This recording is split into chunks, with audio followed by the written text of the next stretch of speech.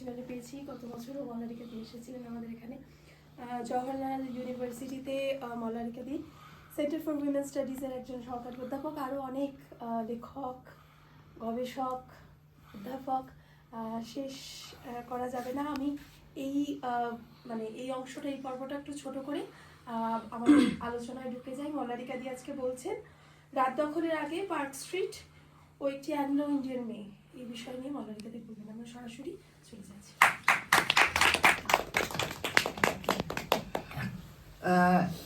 ধন্যবাদ, thank you. প্রথম কথা হচ্ছে যে আমি জয়রাজ, শ্রাবন্তী এবং ক্যান্টিনের এই যারা আছেন একসঙ্গে, আমি তাদের বন্ধু হতে সবচেয়ে বেশি আগ্রহী, কেননা আমি প্রথমত তাদের ভারী গুণমুগ্ধ ভক্ত। তাদের অভিনয়, তাদের কাজের আমি খুব গুণমুগ্ধ ভক্ত, এবং ওরা আমাকে ডাকেন, এইটা আমার সুযোগ, কাজেই আমি সেই সুযোগের সদ্ব্যবহার করি। ডাকলেই আমি সেই জন্যে আসি, কেননা আসতে আমার ভালো লাগে, আপনাদের কাজ ভালো লাগে, এবং সেই কাজের সঙ্গে যতটুকু সামান্যভাবে যুক্ত থাকা যায়, কেননা আপনারা অনেক কিছু পারেন, আমি এই বলা ছাড়া আর কিছু পারি না। তাই আমি যেটুকু পারি আমি সেইটুকু দিয়েই আপনাদের সঙ্গে আছি। তো আমার বলবার যে বিষয়, রাত দখলের আগে পার্ক স্ট্রিট ও একটি অ্যাংলো ইন্ডিয়ান মেয়ে, এখানে যারা আছেন তারা হয়তো সম্ভবত বুঝতেই পারছেন কোন ঘটনা এবং কার কথা আমি বলতে চাইছি। তো কাজেই ভনিতা বেশি না করে আমি শুরু করি তাঁরই একটি বয়ান দিয়ে। The whole of 2012, right until middle of 2013, I lived in a shell. I tried to take my life on many occasions. I thought my life had just stopped and everybody was judging me. Everywhere I went, people looked at me. I would hear the whisper, Park Street, rape victim ja rahi hai. And I would get back home and I would be this one big huge mess. And I could see it in my children's eyes. And I could see how broken they were. Because, you know, any problem they had, they were like, my mama is there. My mama will take care of it. Any problem. And there was me, broken down and practically a living corpse. That was not something I was. I was lost. My entire identity was lost. It was like Suzette was no more. But I'm there and I'm not there. And then in June, there was a brutal rape and murder of a college student in a village not far from where I live. And I had gone to the place with the lady I had worked for. At first, when she said we had to go and meet the girl's parents because the girl was murdered and offer our support, I thought it was, you know, my first chance to help somebody out, and it would give me some kind of closure. It would act in a therapeutic way for me. When I got there, where they had killed her, standing on that very ground, I was glued. I couldn't move because I could actually smell the blood where I was standing. I just couldn't move. I froze. And I thought to myself, this girl is dead and she can't do anything. And her parents are poor people. I don't know if they can fight. I have a voice. I am alive. And my family loves me. And there is so much to be grateful for. And I thought, at least, if not for myself, in respect of all the girls and children who have lost their lives by being brutally raped or killing themselves after being raped, I thought, this is the only way we can respect them, by coming together collectively and standing up for them. And I thought, if I'm going to fight, I'm going to fight by showing my face. And I don't care what anybody else says about me. And I'd like them to know that my name is Suzette, and I'm not Park Street. I'm not a victim. I'm not a survivor. I'm a person. And you know, I had a life before that, and I want my life back. Suzette Jordan spoke about her experiences of rape and assault to the Indian public in the television show Satyameva Jayate. Amir Khan host korten jeta. 5 February, 5th February 2012, Park Street-এ তার উপর অত্যাচার হয়, তিনি ধর্ষিতা হন এবং তিনি বিভিন্ন ইন্টারভিউতে সে কথা জানিয়েছেন যে তার অভিযোগ নিতে পার্ক স্ট্রিট থানা অনেকটা সময় নেয়।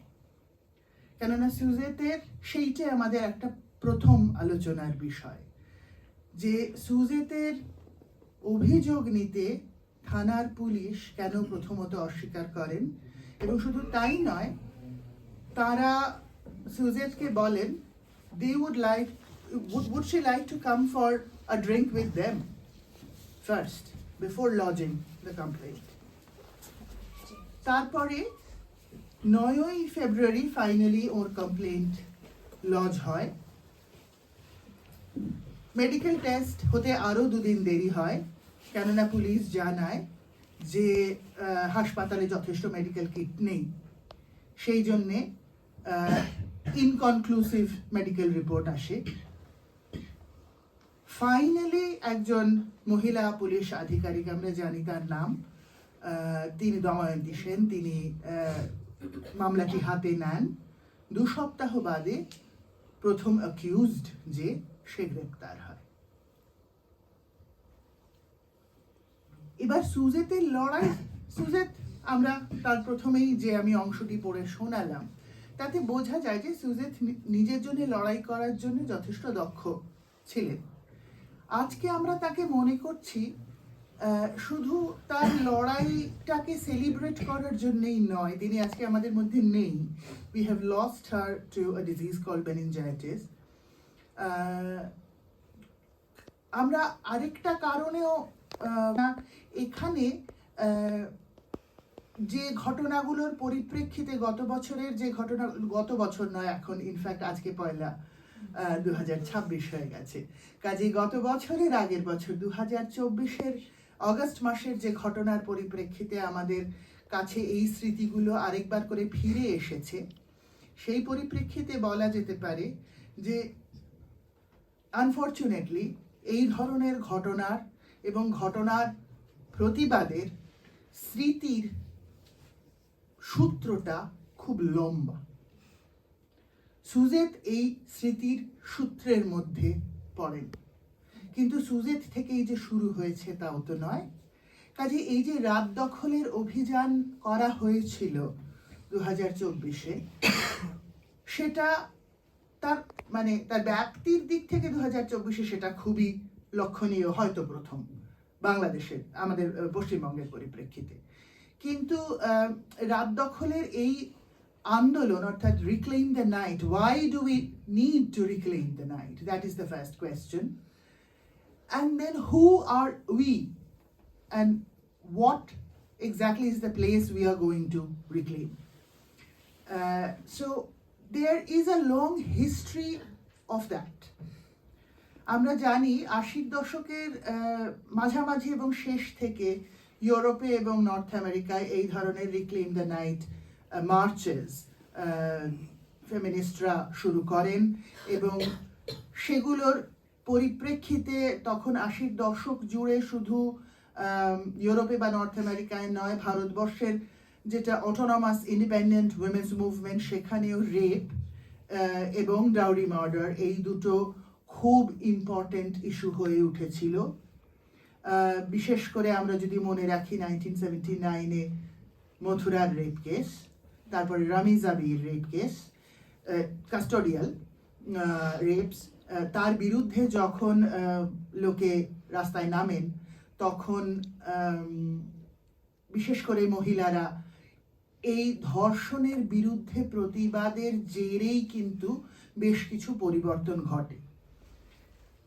তার মধ্যে আরো অনেকগুলো সূত্র আসবে, যেগুলোর কথা আমি অল্প অল্প করে একটু একটু ধরিয়ে দেব, যে এই এই স্মৃতির সূত্রটা কেন আমাদের বারবার মনে রাখা দরকার এবং প্রত্যেকটি ঘটনায় কেন আমাদের নিজেদের বারবার করে মনে করিয়ে দেওয়া দরকার যে আগে কি ঘটেছে, কেন ঘটেছে, এবং আরেকবার যখন ঘটলো শুধু মাথা নেড়ে এইটুকু বলার নয় যে উফ আরো আরেকবার, শুধু এইটুকুই নয়, পুরনো লড়াইগুলোকেও মনে রাখা দরকার এবং খুব সামান্য হলেও সেই লড়াইগুলোকে আমরা কতটুকু কি অ্যাচিভ করতে পেরেছি সেটা নিয়েও ভাবা দরকার। So where I want to kind of locate Suzette here is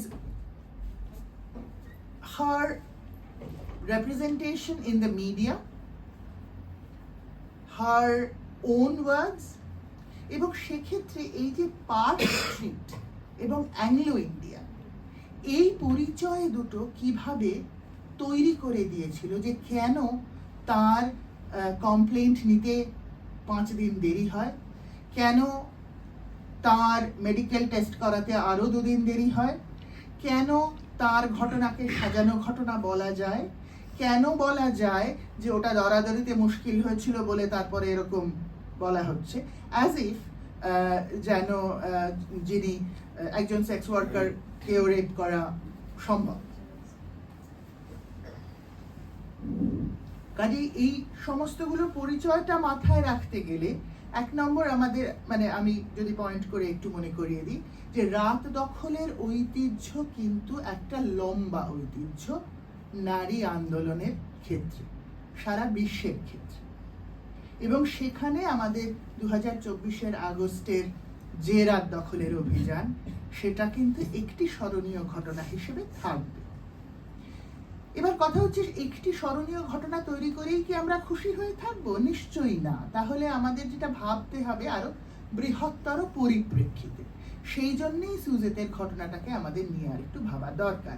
এবং এই যে সুজেতের মুখে বলা যে ইন্টারভিউটা সত্যমেব জয়তেতে, সেটা আরো দরকার, কেননা উনি বলছেন যে 2012-র প্রায় সমস্ত বছরটা জুড়েই তিনি যেরকমভাবে বাঁচছিলেন সেটা একটা লিভিং কপস, জীবন্ত মৃতের মতন করে বেঁচে থাকা। তাহলে কিভাবে কি কি ঘটলো, যেখান থেকে শুধু কামদুনির ঘটনার কথা নয়, 2013-র জুন মাসের কথা যখন বলা হচ্ছে, তারও আগে আরেকটা ঘটনা ঘটে গেছে ভারতবর্ষে, সেটা হচ্ছে দিল্লিতে নির্ভয়ার ঘটনা। এই দিল্লিতে নির্ভয়ার ঘটনাটা ঘটার পরে একটা মস্ত বড় আন্দোলনের ঢেউ উঠেছে। তার একটা ফলাফল হিসেবে বলা যায় যে বর্মা কমিশন বসেছিল এবং তারা একটা অত্যন্ত প্রগ্রেসিভ রিপোর্ট দিয়েছিলেন, যেখান থেকে রেপ লতে কিছু গুরুত্বপূর্ণ চেঞ্জেস হয়েও ছিল, কিন্তু এই মুহূর্তে ভারতীয় ন্যায় সংহিতাতে আমরা সমস্ত সেই প্রগ্রেসিভ চেঞ্জগুলো আর পাচ্ছি না। ওই মানে লড়াইটা প্রত্যেকবারই আপনি 2 পা এগোবেন, তারপরে 1 পা পেছোতে হবে, তারপর আবার 2 পা। কাজে কতটা এগোনোর জন্য কতটা লড়াই করা দরকার, সেটা নারী আন্দোলনকে বারবার হিসেব করে এগোতে হয়, কেন পিছনে টেনে ধরার শক্তিগুলো খুবই জোরালো এবং শক্ত ধাপের। By the end of 2012, as unprecedented and sustained protests began to unfold in different parts of India after the brutal gang rape and subsequent death of a 23-year-old woman in a bus in Delhi on 16th December 2012, the discourse around rape began to shift. The protest involved not only marching on the streets, waving flags and placards, shouting slogans and facing water cannons and police batons, but also an explosion of writing about sexual violence against women, rape and rape law on blogs, social media, apart from news reports. The unprecedented media coverage, especially by the Western European and North American media, created something like a desire to understand rape culture in India. এটার একটা অত্যন্ত negative দিকও ছিল, যে as if প্রথমবার জানা গেল যে এই ধরনের ঘটনা দিল্লির মতো মহানগরীতে ঘটে, যেটা কথা নয়, ঘটে। কিন্তু দ্বিতীয়ত আরো আরেকটা জিনিস ঘটলো, সেটা হচ্ছে যে সম্ভবত এই পশ্চিমী দেশ এবং তার যে প্রগ্রেসিভ লোকেরা আছেন তারা সামহাও একটা উইথ লট অফ হরার আবিষ্কার করলেন যে গ্লোবাল সাউথের মেগা সিটি এরকম আনসেফ, যেটা কিন্তু অ্যাকচুয়ালি মানে দিল্লি যতটা আনসেফ সম্ভবত লন্ডন বা নিউ ইয়র্কও প্রায় ততটাই আনসেফ, যদি আমরা ক্রাইমের ঘটনার এ দিয়ে যাই। সেটা আমি আরেকটু পরে আরেকটা জায়গায় বলবো। এইবারে যেটা ইম্পর্টেন্ট, যেটা যে রেপ নিয়ে যে ঘটনাটা প্রতীক্ষা বক্সি, যিনি একজন ফেমিনিস্ট লিগাল স্কলার, তিনি যেটা মনে করিয়ে দেন যে Bakshi has outlined the complexities of the spectacular nature of the mobilization against rape in the winter of 2012 and 13 and has drawn attention to the ways in which multiple discourses on violence against women, especially sexual violence, is approached like a public secret. A rape is a public secret. A secret which everybody knows, nobody admits to. Especially the social institutions. They know what it is, but they do not admit to. এবং এই যে নির্ভয়ার পরে যে প্রতিবাদগুলো শুরু হলো, এই প্রতিবাদগুলোর মধ্যেই ছিল এই পাবলিক সিক্রেটকে খুলে দেওয়া, এক্সপোজ করা। এই যে the public secret which is generally known but cannot be articulated, which is known by all the institutions but cannot be admitted to, the post-Nirbhaya movement actually started exposing that public secret. এবং সুজেত সেখানে একটা মস্ত বড় ভূমিকা নিয়েছিলেন। আমরা জানি যে তিনি কামদুনির মার্চের শেষে একটা মিডিয়া চ্যানেলে ইন্টারভিউ দিতে এসে, কেননা তখন পর্যন্ত সদ্য আমাদের মিডিয়া শিখেছে যে সার্ভাইভারদের মুখ সরাসরি দেখাতে নেই, কাজেই তার মুখ তার সমস্ত ইন্টারভিউতে কালো করে দেওয়া হতো, এবং সুজেত নিজে ইন্টারভিউতে এসে ঘোষণা করেন যে তার মুখ আর কালো করার দরকার নেই। এই যে পাবলিক সিক্রেট, মুখটা কালো করে রাখা, এইটা সুজেত নিজের হাতে ভেঙে দিয়েছে। কাজে এই যে পাবলিক সিক্রেট অফ রেপ, এটা যেরম ভিজুয়াল ন্যারেটিভসে ভাঙা হচ্ছিল, তার মধ্যে সুজেত একটা খুব মস্ত বড় ভূমিকা পালন করেছিল। আর কিভাবে ভাঙা হচ্ছিল সেটা হচ্ছে যে আমরা জানি যে ধরনের মুভমেন্টগুলো আমরা অন্তত উত্তর ভারতে 2012-13-তে যেটা দেখছিলাম, বিশেষ করে কম বয়সী মেয়েদের মধ্যে, যার একটা ছিল পিঞ্জরা দৌড় মুভমেন্ট, যে হস্টেলের মেয়েরা রাতে, সেটাও এক ধরনের রাত দখল, রিকলিং দ্য নাইট, কেননা তাদের আদেশ দেওয়া থাকে যে একটা সন্ধ্যে 6টার মধ্যে বা 7টার মধ্যে হস্টেলে ঢুকে পড়তে হবে, রাতে মেয়েদের বাইরে থাকা বিপজ্জনক। কিন্তু তারা সেইটা অগ্রাহ্য করে তারা যেটা প্রমাণ করতে চান যে রাতের রাস্তায় এবং নেইবারহুডে মেয়েদের থাকার এবং মেয়েদের নিজেদের মতন করে বাঁচার ঠিক ততটাই অধিকার আছে যতটা অন্য লোকেদের, অর্থাৎ পুরুষ মানুষদের। তো পিঞ্জরা দৌড়ের এটি একটা বড়। আরেকটা হচ্ছে আমি জানি আর কলকাতাতেও সম্ভবত হয়েছিল, যে সেটা হচ্ছে কিস অফ লাভ প্রোটেস্ট। সেটা হচ্ছে যে কেরালাতে যখন 2014 সালে একটা স্পেশাল ইকোনমিক জোনে মহিলাদের স্ট্রিপ সার্চ করা হচ্ছিল, এবং তার আগে একটা মানে এলাকাতে ঘনিষ্ঠভাবে একটু বসে থাকার জন্যে তাদের উপরে নীতি পুলিশি করা হচ্ছিল, তার বিরুদ্ধে দুটো মুভমেন্ট শুরু হয়। একটা হচ্ছে স্ট্রিপ সার্চের বিরুদ্ধে হ্যাপি টু ব্লিড ক্যাম্পেইন, আর আরেকটা হচ্ছে কিস অফ লাভ ক্যাম্পেইন, যে প্রকাশ্য রাস্তায় চুমু খাওয়াটাও একটা প্রতিবাদ।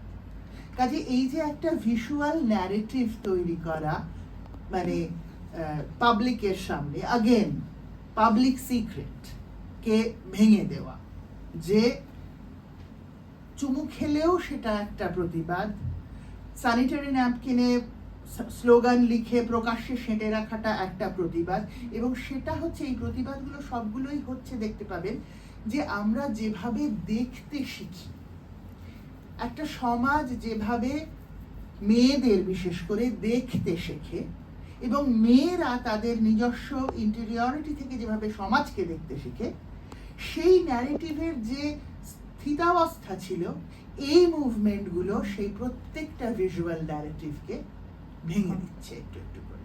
এবং সুজেতও সেটাই করছেন। ফাইনালি ওই কালো পর্দাটা মুখের থেকে সরিয়ে দিই, মুখ দেখি যে I am Suzette Jordan and I want my life back, এই কথাটা বলি। সেক্ষেত্রে এই যে দেখতে শেখার ক্ষেত্রে আমার মনে হয় দুটো জিনিস আমাদের মনে রাখা প্রয়োজন। সেটা হচ্ছে যে যারা এই ভিজুয়ালিটি নিয়ে চর্চা করেন তারা বলেন যে একটা তফাৎ করতে হয়, আমাদের করা দরকার অ্যাকচুয়ালি। সেটা হচ্ছে ভিজিবিলিটি আর ভিজুয়ালিটি। হ্যাঁ, ভিজিবিলিটিটা আমরা জানি যে মেকিং সামওয়ান ভিজিবল, কাউকে দৃশ্যমান করে তোলা। আলো ফেললাম, সে দৃশ্যমান হলো। কিন্তু সেইখানে একটা সমস্যা থাকে বা একটা জিনিস লুকিয়ে থাকে, সেটা হচ্ছে কেউ তো একটা আলোটা ফেলছে আমার উপরে, তবে তো আমি দৃশ্যমান হচ্ছি। কাজে কে আমার উপরে কোন দিক থেকে কিরকম ভাবে আলো ফেলবে এবং আমি দৃশ্যমান হয়ে উঠব, তার মধ্যে কিন্তু একটা ক্ষমতার সম্পর্ক কাজ করে। এবং সবচেয়ে বড় কথা যে এই যে আমার উপর যে আলো ফেলছে, আমি অধিকাংশ ক্ষেত্রে যেহেতু আমার মুখের উপরে সে আলোটা পড়ছে, আমি কিন্তু তার দিকে তাকালে তাকে দেখতে পাচ্ছি না। কাজে এখানে একটা ক্ষমতার অন্তর্দ্বন্দ্ব দেখা এবং দেখানোর মধ্যে কাজ করে। কাজে এই যে সুজেত যখন বলছেন যে আমি যাচ্ছি কোথাও একটা দিয়ে এবং বলছে যে वो रेप विक्टिम जा रही है, वो पार्क स्ट्रीट जा रही है, তার মানে একটা আলো ফেলা হচ্ছে। কি কোন ক্ষমতার কোন দিক থেকে আলোটা ফেলা হচ্ছে? পার্ক স্ট্রিট দিয়ে ফেলা হচ্ছে, রেপ ভিকটিম বলে ফেলা হচ্ছে। এবং যার উল্টো দিকে মুখ ঘুরিয়ে উনি ফাইনালি বলতে পারলেন যে I am Suzette Jordan, I want my life back. এটা হচ্ছে মেকিং ভিজিবল, কাউকে আমি একটা আলো ফেলে দৃশ্যমান করে তুললাম। উল্টোটা হচ্ছে ভিজুয়ালিটি। তার আমি এখনো মানে বাংলা প্রতিশব্দটা ভাবতে পারছি না, আপনারা মানে যদি ভেবে বলেন খুব ভালো হয়। সেটা যে ভিজুয়ালিটি, যেটা হচ্ছে দৃষ্টিপাত বলা যেতে পারে হয়তো, দৃশ্য। হ্যাঁ, যে সেখানে কিন্তু মানে এই তাকানো এবং ফিরে তাকানোটা মিউচুয়াল। মানে আমি আপনার দিকে তাকালাম, আপনি আমার দিকে ঘুরে তাকালেন, এটা একটা টু ওয়ে স্ট্রিট। এটা ওরম নয় যে আমার উপর কেউ একটা আলো ফেললো, আমি তবে দৃশ্যমান হলাম। এটা হচ্ছে একটা আরো অনেক বড় একটা সমতার প্রেক্ষাপট, যেখানে একজন আরেকজনকে দেখতে পাচ্ছে এবং কতটা দেখতে পাচ্ছে, কিভাবে দেখতে পাচ্ছে, সেইটে আমরা যেভাবে একটা দেখার চরিত্র নির্ভর করছে আর কি। সুজেতকে আমরা যখন মিডিয়াতে দেখেছি, মুখটা না হয় কালো করে দিল, কিন্তু আমরা কিভাবে দেখেছি সুজেতকে?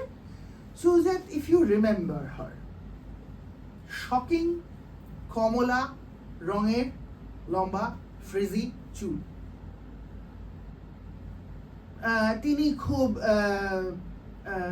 কি বলে আধুনিক পশ্চিমী পোশাক পরেন, তিনি ইংরেজি এবং ভাঙা হিন্দিতে কথা বলেন, খুবই অল্প দু একটা বাংলা কথা বলেন, কিন্তু তিনি কলকাতার নেই। কাজে সেখানে আমাদের আরেকটা ছোট্ট প্রশ্ন কোথাও একটা থাকবে যে বাঙালি কাকে বলে, অ্যাংলো ইন্ডিয়ানরা কতটা বাঙালি, এবং বাঙালি সুজেতকে আমি বাংলার মেয়ে বলেই মনে করি। তো কাজেই সুজেতকে এই যে তারপরে আমরা মিডিয়ার যে রিপোর্ট, যারা তাকে দেখেছেন তারা লিখছেন যে তার মুখে যথেষ্ট চড়া মেকআপ, তিনি লিপস্টিক পরছেন ইত্যাদি, মানে সব মিলিয়ে রেপ ভিকটিম বলতে আমরা যে বিস্ত্রস্ত, আলুথালু, ভয় পাওয়া একটি জবুথবু মেয়ের কথা ভাবি, সুজেত সেটা নন। কাজেই প্রথম দেখায় তাকে দেখে ঠিক ভিকটিম মনে হয়। সুজেত এইখানে প্রথমবার দেখার ওই ভিজিবিলিটি এবং ভিজুয়ালিটির ন্যারেটিভটা ভাঙতে থাকে, যে তিনি ঠিক দেখতে রেপ ভিকটিমের মতন নন। তিনি ইংরেজিতে কথা বলতে পারেন, তিনি যথেষ্ট মানে proficient in articulating her thoughts. তিনি নিজে কি ভাবছেন, কিভাবে ভাবছেন সেটা পরিষ্কার করে গুছিয়ে বলতে পারেন, সেটাও ঠিক এক্সপেক্টেড নয়। কাজেই তার ভাষা এবং তার চেহারার প্রকাশ সব মিলিয়ে তিনি ধাঁচে পড়ছেন না, তিনি খাঁচার মধ্যে পড়ছেন না। তারপরে তিনি চলে যাবার পরে তার মেয়ে একটি ভারী মিষ্টি খুব খুব সুন্দর একটি চিঠি লিখেছিলেন, খোলা চিঠি লিখেছিলেন তার মাকে, যেখানে সেই মানে তার টিনেজার মেয়েটি ডেসক্রাইব করছে যে শি হ্যাড ব্যাড ডেজ, মানে তিনি কখনো মানে পুরো এটা সব সময়ের চাকরি, একটা পার্মানেন্ট চাকরি করতে পারেননি, ভালো লাগতো না, তার ফ্রি স্পিরিট ছিলেন বলেই হয়তো। তিনি পার্টি করতে ভালোবাসতেন, তিনি বন্ধুদের সঙ্গে হই হুল্লোড় করতে ভালোবাসতেন, এবং এমনও করতেন তার সারা শরীর জুড়ে 21টা ট্যাটু ছিল। কাজে সব মিলিয়ে সুজেত কিছুতেই আমাদের ছকে বাঁধা যে শান্ত ফেমিনিনিটি তার মধ্যে সুজেত ধরা দিচ্ছেন না। কাজেই তাকে ওই ভিকটিম হিসেবে মেনে নেওয়াও রিপ্রেজেন্টেটিভদেরও প্রবলেম হচ্ছে, যারা মিডিয়া রিপ্রেজেন্টেটিভ, যারা তাকে দেখছেন, তারাও অজান্তেই কোথাও একটা বলে ফেলছেন হয়তো যে ইনি ঠিক আমাদের আইডিয়াল ভিকটিম নন। কাজে এর কথা কিভাবে বলবো সেটা আমরাও জানি না। সুজেত এইখানেই বারবার সীমা পার করে করে চলে যাচ্ছেন। কিন্তু যার কথা দিয়ে আমরা এখানে শেষ করছি আর কি, যে সুজেত যার জন্যে লড়াইতে ফিরলেন, কেননা তার 1 বছর বাদে 2012 ফেব্রুয়ারি মাসে সুজেতের সঙ্গে অত্যাচার হয়েছিল। তারপরে সুজেত যেখানে ফিরলেন সেটা হচ্ছে কামদুনির ঘটনা, 2013 জুন মাস। এবার সেই মেয়েটি, তার নামটা অনেক সময় আমাদের মনে থাকে না, শিপ্রা ঘোষ। সেই মেয়েটি কিন্তু একটি সাধারণ নিম্ন মধ্যবিত্ত পরিবারের একেবারে বাঙালি, আমরা যেরকম ভাবে বাঙালি মেয়েদের ভাবতে অভ্যস্ত। সে 4.5 কিলোমিটার রাস্তা পেরিয়ে ডিরোজিও কলেজে পড়তে আসত, এবং রাস্তাটার অবস্থা খুব খারাপ। ইউজুয়ালি আমরা জানি যে এরকম জায়গা হলে পরে পরিবারের ভাই বা দাদা বা বন্ধুর দাদা কেউ একজন তাদেরকে পৌঁছে দিয়ে যেত কলেজে, এবং কলেজ থেকে নিয়ে যেত।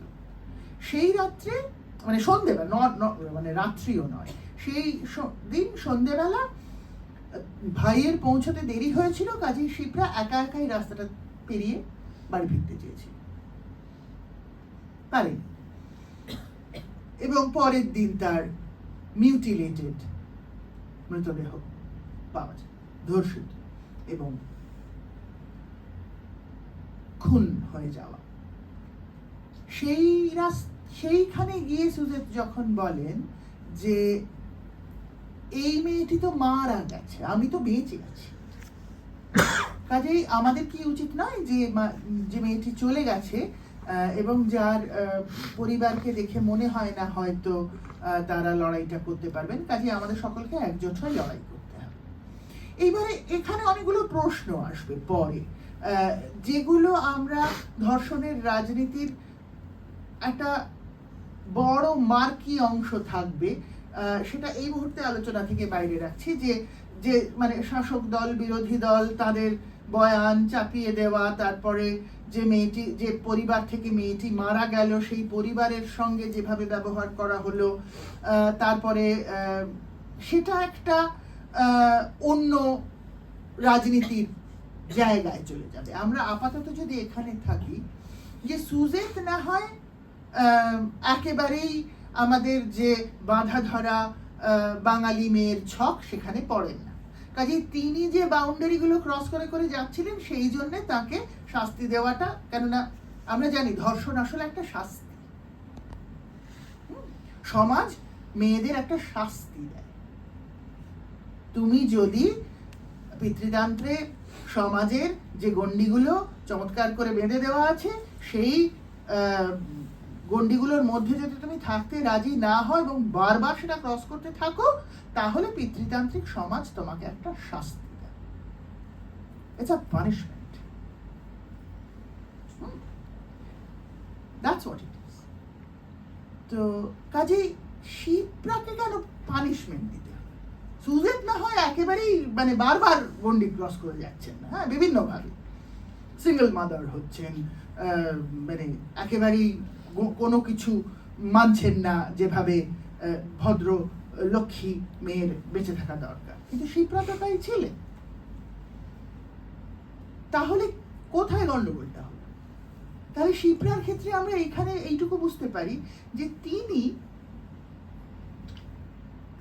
পড়াশোনা কি হয়, যে একটি মেয়ে কলেজে পড়াশোনা করছে মানে কি, সে কলেজে পড়াশোনা করে চাকরি করে হয়তো একটি ভালো সুস্থ জীবন চায়, নিজের জন্য সে নিজে উপার্জন করবে, সে একটি সুস্থ জীবন পাবে, নিজের মতন করে হয়তো বাঁচবে, এইটুকুই আমরা ধরে নিতে পারি শিপ্রা চাইছিলেন কলেজ যাচ্ছিলেন যখন পড়ছিলেন।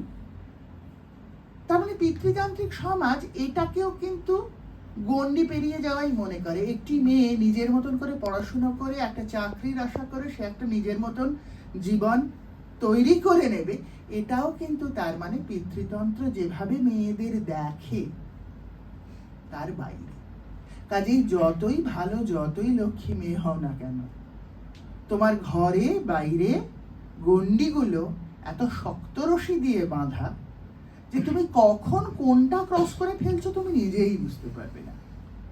কাজে কিসের জন্য শাস্তি পাচ্ছ হয়তো সেটাও বুঝতে পারবে না, কিন্তু শাস্তিটা তোমার পেতে হবে। কাজে শিপ্রা এবং সুজেত এইখানেই আমাদের একসঙ্গে হাতে ধরে মনে করিয়ে দেন যে এর সঙ্গে জ্যোতি সিং পান্ডে থাকবেন, যিনি নির্ভয়া। তিনিও তো একই, যে তিনি কি ওই আর কি চেয়েছিলেন যে নার্সিং পড়ছেন, নিম্ন মধ্যবিত্ত বাড়ি থেকে আসছেন, এবং তিনি নিজে একটা তার বন্ধুর সঙ্গে একটা সিনেমা দেখতে গিয়েছিলেন, তাই তো। সুজেতের অপরাধ ছিল সুজেত পার্টি করছিল। এইগুলো কিন্তু বারবার আমাদের আলোচনার মধ্যে এসেছে এবং মনে করিয়ে দেওয়া হয়েছে যে প্রত্যেকটা গণ্ডি কিন্তু ক্রস করে দেওয়া হচ্ছে, পিতৃতন্ত্রের বেঁধে দেওয়া নিয়মের নিগড়টা ফেলে এগিয়ে যাওয়া হচ্ছে।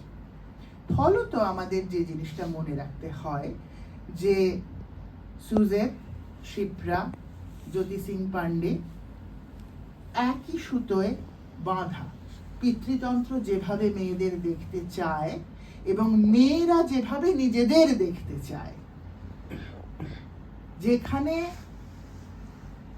এই ভিজুয়ালিটি এবং ভিজিবিলিটির খেলাটা মেয়েদের দিকে হেলে পড়ে, তখনই তার বিরুদ্ধে শাস্তির একটা ফাঁড়া নেমে আসে। এবং এই যেহেতু নির্ভয়া আন্দোলনের মানে প্রচুর লেখাপত্র হয়েছে, এবং মানে আমার কিছু অভিজ্ঞতা থেকে জানি যে ধরনের স্লোগান সেখানে দেওয়া হয়েছিল সেটা শুধুমাত্র মানে ওই ঘটনাটা করেই নয় আর কি, যে যেগুলো মনে পড়িয়ে দেওয়া হচ্ছিল, যে মণিপুর মাদার্স 2004-এর কাংলা ফোর্টের সামনে মণিপুরের মায়েরা সম্পূর্ণ নিরাবরণ হয়ে যে প্রতিবাদ করেছিলেন সেটা মনে করিয়ে দেওয়া হচ্ছিল। মনে করিয়ে দেওয়া হচ্ছিল কুনান পোষপোরার ঘটনা, কাশ্মীরের কুনান পোষপোরার ঘটনা। মনে করিয়ে দেওয়া হচ্ছিল মহারাষ্ট্রের খায়রলাঞ্জির ঘটনা। কাজেই সুজেত, শিপ্রা, জ্যোতি, মণিপুরের মায়েরা, কুনান পুষ্পরা, খায়রলাঞ্জি, একটা লম্বা ইতিহাসের মধ্যে আমরা আছি। এবার আমরা যদি সেখানে, এবং এই প্রত্যেকটা ঘটনাই কিন্তু ওই বিচার ঠিক কে কিভাবে দেবেন সেইটা তো চাইতে হয়ই, কিন্তু তার সঙ্গে এটাও একটু ভেবে নিতে হবে যে আমরা কিসের বিচার চাইছি। আমরা কি একটা ঘটনার বিচার চাইছি, না আমরা একটা পিতৃতান্ত্রিক অত্যাচারের যে ন্যারেটিভ আছে আমরা তার বিরুদ্ধে প্রতিবাদ করছি। কাজেই আমরা যদি সেখানে 2024-কেও জুড়ে নিতে চাই, মথুরা থেকে অভয়া পর্যন্ত যে লাইনটা আমরা টানব, প্রত্যেকটাতে দাঁড়িয়ে দাঁড়িয়ে একটু হিসেব করে নিতে হবে যে আমরা ঠিক কি চেয়েছি, কিসের বিরুদ্ধে প্রতিবাদ করেছি, কি চেয়েছি, কেন চেয়েছি। কাজে এই যে পার্ক স্ট্রিটের একটি অ্যাংলো ইন্ডিয়ান মেয়ে যে সমস্ত দৃশ্যমানতার বিরুদ্ধে গিয়ে নিজের মতন করে বাঁচতে চেয়েছিল, এবং দুটো ঘটনা তার মানে এই যে তার মানে নিজের মতন করে বাঁচতে চাওয়া এবং নিজের শর্তে বাঁচতে চাওয়ার দুটো কথা বলে আমি আমার বক্তব্য আজকে শেষ করব। যে সেটা হচ্ছে এই যে সমতার দিকে ফিরে যাওয়া, মানে আমরা যদি ভিজিবিলিটি থেকে ভিজুয়ালিটির দিকে যাই, সেইখানে যে সুজেত বলেছিলেন যে পার্ক স্ট্রিটের যে পানশালায় তিনি গিয়েছিলেন সেটি তার কাছে একটু আনসেফ স্পেস ছিল না, কেননা সেখানে তিনি মাঝে মাঝেই যেতেন, তার বন্ধু বান্ধবও ছিল সেখানে। কাজেই একটা বন্ধুত্বপূর্ণ জায়গা যেখানে তিনি মাঝে মাঝেই যান, আড্ডা দেন, পার্টি করেন, কাজে সেটা কেন তার কাছে আনসেফ স্পেস হবে? সেটা আনসেফ স্পেস আমাদের মতন যারা ভদ্র বাঙালি এবং একটা পার্টিকুলার ইতিহাসের মধ্যে দিয়ে এসেছি, তাদের মনে হয় যে পানশালা, একে তো পার্ক স্ট্রিট, তার উপর পানশালা, সেইখানে একটি একা মেয়ে, এই সবগুলোই হচ্ছে তোমার লাল রেড সাইন্স, যে এগুলোর কোনোটাই করা উচিত না মেয়েদের পক্ষে, সবগুলো আনছে। সুজেত কিন্তু এই গোটা ন্যারেটিভটাকে উল্টে বলেন, কেন কেন এটা আনসেফ হবে আমার পক্ষে? আমি এখানে মাঝে মাঝেই যে আমার প্রচুর বন্ধু আছে, আর পার্টি করার মধ্যে অন্যায় কি আছে? আনন্দ করার মধ্যে তো অন্যায় কিছু নেই, এক নম্বর। দু নম্বর, তিনি যেটা বলেন যে এই যে তিনি তো একটা লিফট চেয়েছিলেন যেখান থেকে সমস্যা এবং অত্যাচারটা হয়, সেটা হচ্ছে যে যে ছেলেটির সঙ্গে আমি তার আগে 2 ঘন্টা পানশালায় বসে গল্প করেছি, কথা বলেছি, প্রথম দিন আলাপ হচ্ছে, হতেই পারে নতুন বন্ধু, হতেই পারে, এবং যে সারা সন্ধে আমার প্রতি অত্যন্ত কার্টিয়াস ব্যবহার করেছে, সে যে লিফট চাইলে পরে এইরকম ব্যবহার করবে সেটা আমি জানব কি? সেটা আমার দোষ না তার দোষ? আমরা কিন্তু সবাই ধরে নিয়েছিলাম যে সুজেতেরই তো দোষ, তিনি লিফট চাইতে গেলেন কেন। এরকম কেউ চায়? সাধারণ ভদ্রমেয়েরা চায় না, কিন্তু সুজেত সাধারণ ভদ্রতার ধারণাটা বদলে দেন। তিনি বলেন এটাই তো স্বাভাবিক যে যে ভদ্রলোকের সঙ্গে 2 ঘন্টা ধরে গল্প করলাম, যিনি পারফেক্টলি জেন্টলম্যানলি ব্যবহার করলেন আমার সঙ্গে 2 ঘন্টা ধরে, তিনি যে এইরকম ভাবে বদলে যাবেন, এটাই অস্বাভাবিক। লিফট চাওয়াটা অস্বাভাবিক নয়, তার ধর্ষক হয়ে ওঠাটা অস্বাভাবিক। কাজে লজ্জায় কারোর মুখ লুকোতে হলে তার লুকোনো উচিত, আমার নয়। এই যে নারীত্ব কাকে বলে, ভদ্রতা, ভদ্রবিত্ত নারী হয়ে ওঠা কিরকম করে হয়ে উঠতে হয়, এই সমস্ত বয়ানকে যে যে যে জায়গায় আমি মাঝে মাঝেই যাই, একটা বন্ধুত্বপূর্ণ জায়গা, সে জায়গাকে হঠাৎ আমি আনসেফ বলে দাগিয়েই বা দেবো কেন? আর যে লোকটা অন্যায় করলো সেই অস্বাভাবিক, আমি যা করেছি তার মধ্যে অস্বাভাবিকতা কিছু নেই। কাজেই উনি নারীত্বের বয়ানটাকে মাথার উপর দাঁড় করিয়ে দেন এবং একটা একেবারে অন্যরকম স্বাভাবিকত্বের সংজ্ঞা নিয়ে আসেন। কাজেই সুজেটকে আমরা কি চোখে আজকে দেখব সেইটা আমাদের ওপর নির্ভর করছে, যে কোন বক্তব্যটা কিভাবে পড়বো, কিভাবে দেখবো, সুজেটের চেহারাটা কি করে মনে রাখবো।